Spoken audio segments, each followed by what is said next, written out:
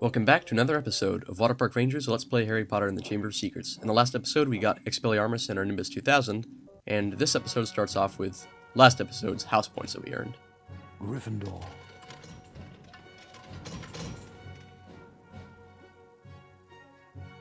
Hufflepuff. You can usually expect Hufflepuff to score the lowest. Ravenclaw. Ravenclaw is more moderate, usually, and Slytherin's usually pretty close to us. Slytherin. They're the only major competitor, I guess you could say, as far as house points are concerned. See, not bad. Wait, hold on. They actually have one more point than us. They're winning. Somehow they're winning. Okay, we're gonna have to make up for that by not getting caught tonight by prefects, because, as you probably expected, Harry's sneaking out again. And, yeah, he does this every night. If he just learned to stay in bed, then all this bad stuff wouldn't happen. I think it might be a good idea to go to the library and find a copy of Hogwarts: A History. Why do you want it? So we can find out about the legend of the Chamber of Secrets, of course. Okay, why do you want that? Of course. I suppose you want me to sneak out to the library again. I guess we'll never know. Thanks, Harry. The only thing is, you'll need to get to the restricted section this time. Go down to the second floor and just pass the entrance to the library. There's a portrait that will let you in. The password is bibliophile. Right. Second floor, past the library, portrait. Got it. Thanks, Harry. And watch out for the prefects. Yeah, she makes it sound so easy, and I love how, like, this is the first time that they ever mention the Chamber of Secrets in the game. And also, we just returned that all lost and found thing from before. Just the Chamber of Secrets thing is just out of the blue in this game. There's no intro. Number 46. Miranda Goshawk. She wrote her spell book, actually. Our Standard Book of Spells, Grade 2 by Miranda Goshawk.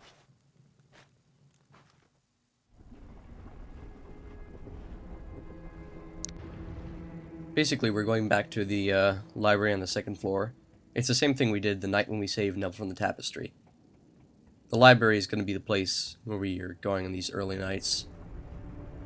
And also, one thing that I've noticed, after exploring the castle a little bit at night, is that a lot of the treasure chests that you can get during the day just aren't accessible at night. And we successfully got rid of all those books that were then in trouble. So first, you want to go through the same normal door that you went through the first time to find Lockhart's book. There's someone around here. Yeah, it's probably not a good idea to fool around with him. But nothing's changed about their search patterns, so you don't have to worry about that. And there are actually quite a few things to do in this section of the library, but more and more areas around the library become available as you get more spells. There's Wiggenweld there in case you need any. But we don't. So with Diffindo, we can find this first door over here. And there are a few treasure chests in here, but it's a little bit dark, so you'll need Lumos to see them well. Of course, they're biting books. The books in here are a new kind that we're going to encounter a little bit more frequently tonight. And they won't die if you hit them with Flipendo, they'll just keep attacking. You can only send them off briefly with a shock from Flipendo.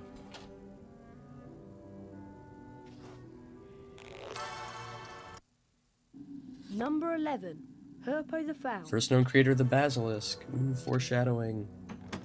Well, it's not like you've, it's not like you're watching this without seeing the movie or play the game or anything first. Obviously, you probably know something about the plot if you looked up Harry Potter and the Chamber of Secrets. And you watched all the way to this point. But nevertheless, I guess I'll refrain from too much spoilers.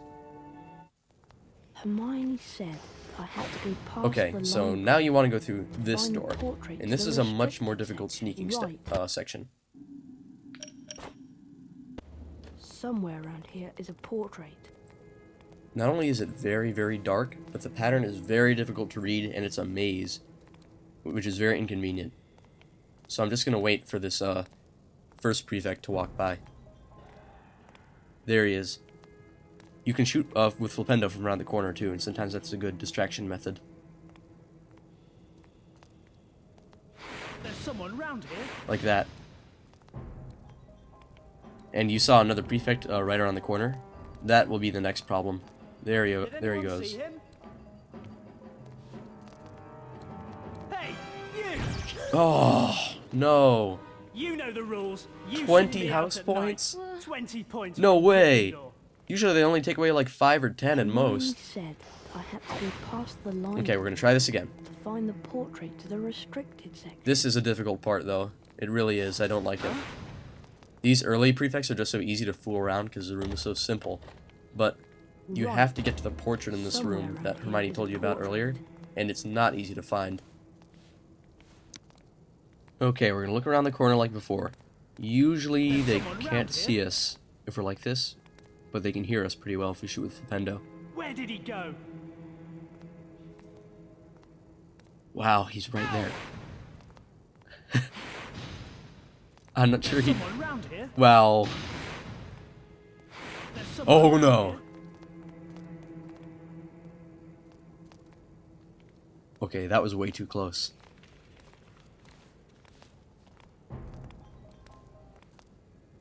We've got to somehow distract him. I'm gonna beat him up with Flipendo until I can really mess up his pattern. I'm sure there's someone sneaking around here. I'm sure there's more than one way of getting through here, There's someone round here. but right now I'm gonna stick with using Flipendo just to keep this guy positioned. Oh, wait, he's walking towards us. Don't come over here, don't come over here.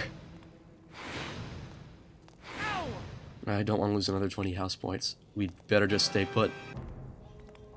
Damn. I must have been hearing things. Wow, this is intense.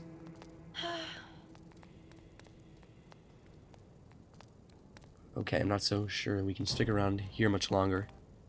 At some point we're gonna have to run past him and then just hope we can get past that other guy. Once you get around that corner, you want to run down. That's where we have to go. And then down and then into the left corner. That's where the third prefect is likely not going to see you. Because there is a Did third anyone one, see him? and he's way back that way.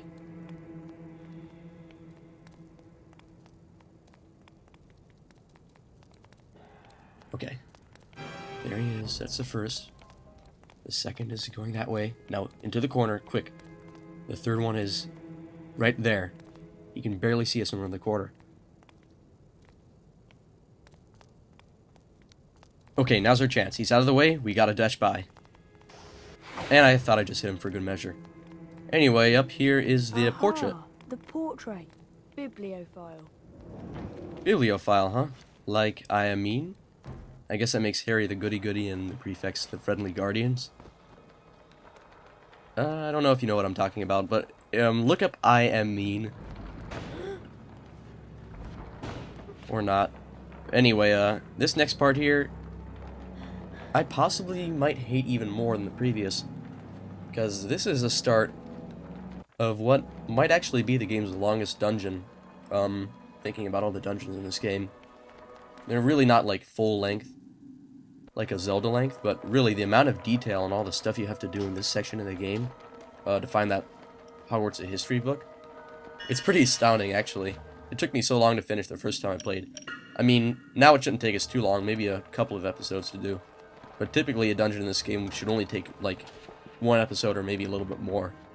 Like for a challenge chamber or some other place. So what we gotta do is get to the top of the room. As you saw earlier, this room is pretty high. And it's got these biting books flying all over the place. Now these ones won't chase you outright, and they're just flying around and nesting in these shells, but they don't rest for very long. So you gotta sneak back before they take off. Otherwise they'll hit you, and if they hit you, Harry might lose his grip. If that happens, he'll fall, take damage. When he hits the floor, he'll take more damage. And then you'll have to climb all the way to the top. So, in case you're wondering, that's why they're being kind of generous with healing items here. They're not spoiling you. It's kind of a necessity. I'm really hoping we don't fall. Because believe me, this is not as easy as it looks. It's kind of a test of patience, and I don't have much patience for things like these. I don't really particularly like wall sneaking. Oh, come on. And they always hit Harry's head in the most cheap way, and he, like, loses all control. And there's so many of these terraces you gotta say, wow, they just keep hitting him over and over.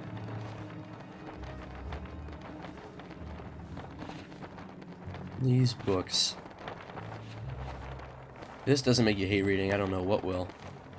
No, but in all seriousness, like, the Harry Potter books were very good.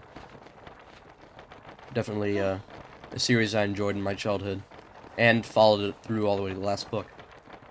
Oh, and the movie came out recently, Deathly Hallows, that is, Part 1, and I haven't actually seen it, because, I mean, I'm excited about it and stuff, it's just I hadn't really been... Oh, come on! That's probably J.K. Rowling or whoever punishing me for not going to see it immediately. Well, as long as we failed, we might as well check, see if we missed anything down... What do you know, we missed a treasure chest. A cauldron cake, that'll help. A little bit. Not enough. Not nearly enough. So, I'm just gonna cut ahead to that third terrace so you don't have to see me climb all the way up again. Okay, we're back.